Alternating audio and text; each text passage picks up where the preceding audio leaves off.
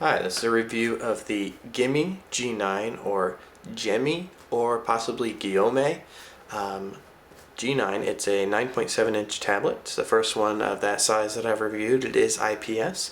And on the box you can see its retail packaging, has their name, model, nothing really on any of the sides here.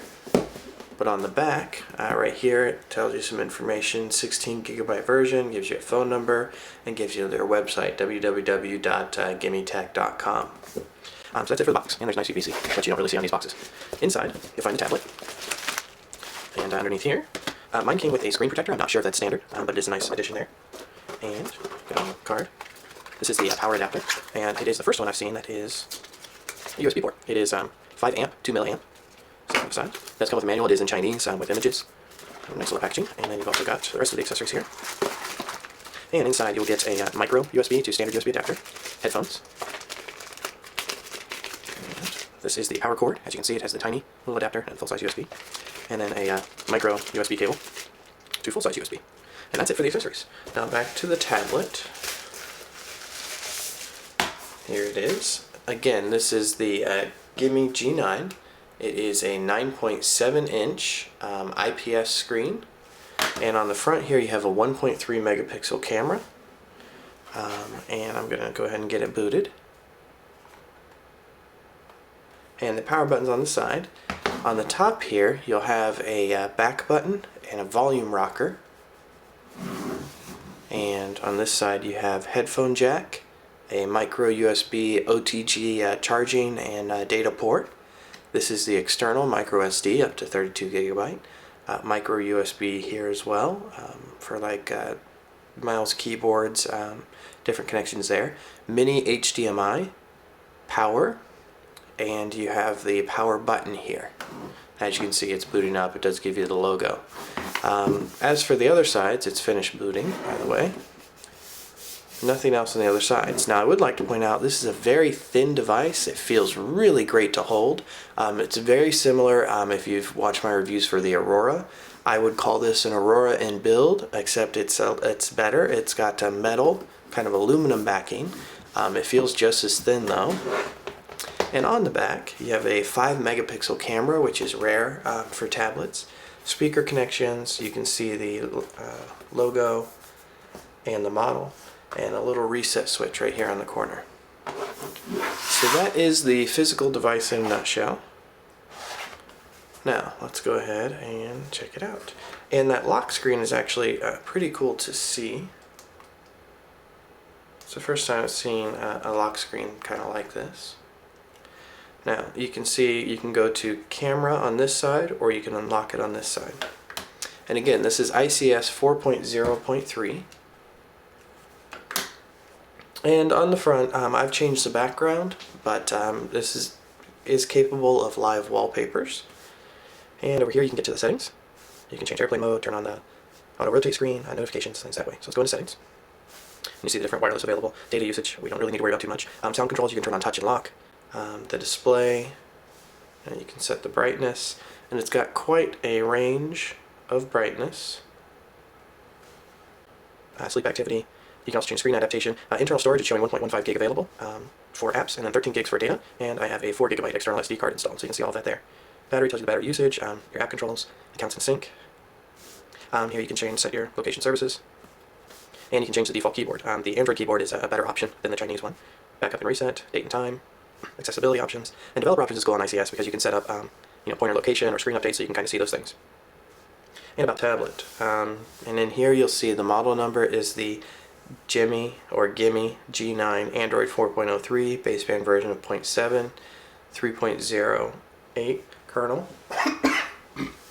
And the build number, it looks like this firmware is dated 2/16/2012. Now another great thing I need to tell you about the device, there is a Gingerbread firmware for it as well. Both of those are all out on the SlateDroid website. You can find those in the video. So in terms of apps, it does come with the market installed. You get camera, email, and the 2160p, which is a decent video player. So let's go ahead and open up the market. And this device should be able to be rooted by my root script. Again, you can find that out on the market. It makes it really easy to root, so you can use different programs that way. And as you can see, it does have the newer market, although there is now a Google Play market, which this may or may not update to. Not a big deal. But as you can see here, top paid, programs, I own a lot. And you can access Skype. It is Skype capable on ICS, but you have to get the ICS Skype version. The most current version of Skype unfortunately just doesn't work on it. So if you do a search for ICS Skype APK, you should be able to find that. But as you can see, we can just download Adobe Flash Player and get that installed. Now Flash does work with the, in somewhat limited sense. If you need full Flash capabilities, I would suggest loading the Gingerbread firmware. That usually doesn't have any trouble with using Flash. Now I'm going to go ahead and turn off the camera here for a moment. I'm going to do my root script, and I'm also going to install some different programs, and then we'll come back and we'll test them out. Thanks. Alright, I'm back. I have run my root script, and it did root the device. Just to verify, I'm going to open up ES File Explorer. Go to Settings.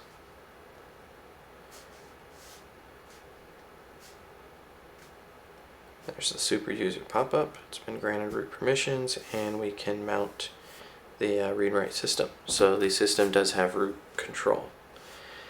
Now, I'd also like to talk a little bit about the screen that I didn't mention quite so much. Because this is an IPS screen, it's a really high quality screen, and the viewing angle is great. One, you can see already the brightness level is nice, but the part that you don't always get to see is that the tilt of it, you can still see it clearly from the different edge viewpoints. Particularly, I have a ton of light on in this room right now, but I also just wanted to show you against the Aurora. This is the one I had talked about earlier. This is also an IPS screen, and as you can see, they're both very bright, very vibrant, and side by side, the Gemei actually almost has a better screen than the Aurora, in my opinion. The other thing is, I had said it feels thin. It's actually, I think, a little thinner than the Aurora itself, being the Gemei, or the Gemei. So that's it for the physical things. Let's get back to programs. So I've got Adobe Reader here, and we'll just do a little test document just to show you again the screen quality. And as you can see, text is definitely large enough to read. Also, if you turn it to the side here, come on, wiki. You can get full pages on there beautifully. So reading books, PDFs, everything of that nature, it will do really well. Also, got a graphic novel comic here that I've used in my various testing. And you can see here, that's in full page view. Easily readable, very clear. You can always turn it back this way and have it a little larger. So everything works great there with PDF documents. Now, let's also do just a browser test real quick. Alright.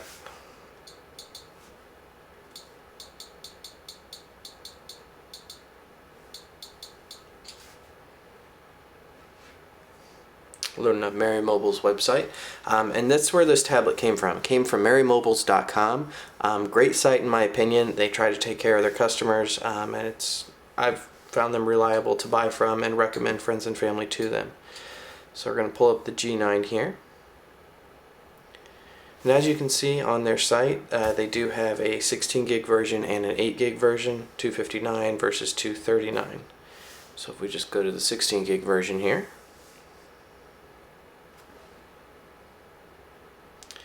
and you can see the site pulls up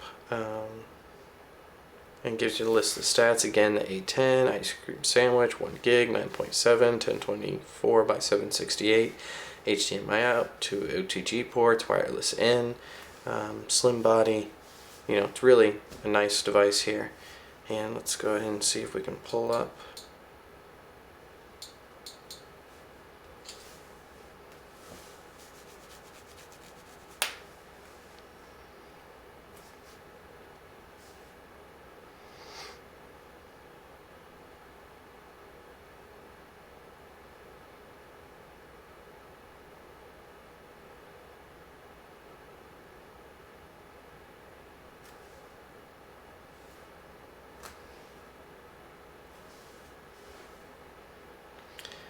And you can see the boxes for the YouTube videos, but they aren't coming up here in the browser. This is Dolphin. They might come up with Opera browser, but I did install the YouTube app.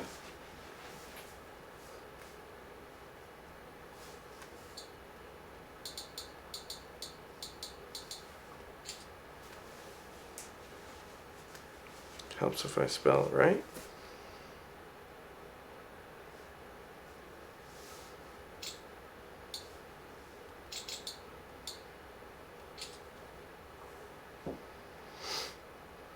And here you go.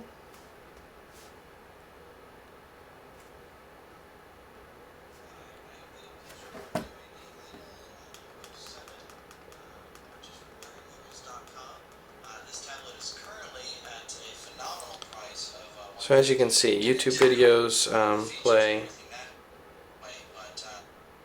fine. Now let's go ahead and just test the screen real quick. Nobody cares about faint.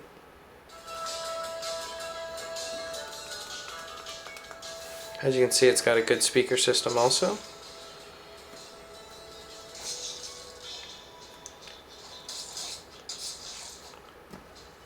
So Fruit Ninja runs nicely on the screen. As you can see, it is 5 touch. More than 5 doesn't work, but it is a 5 touch screen. So that's Fruit Ninja and the screen itself. Let's go ahead and try to get a quick demo in of, well, before we get to Shadow Gun, let's just show you that it will play 1080p videos without any trouble. Got MX Video Player, test videos, and this is 1080p H.264. As you can see, I was already running it just to test. This is 1080p MP4.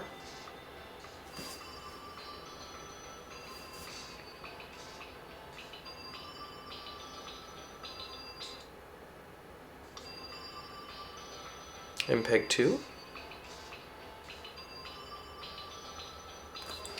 So it runs all the 1080p video just great, so there's no trouble with 1080p video.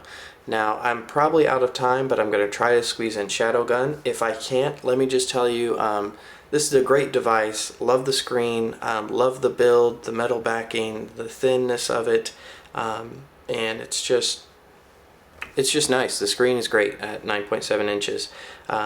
And I would say it's definitely a tablet worth looking into if you're looking for a larger one. If you're looking for 7-inch, I still like the Aurora. Still a good tablet. And thanks. We'll see if we can get Shadow Gun in for you.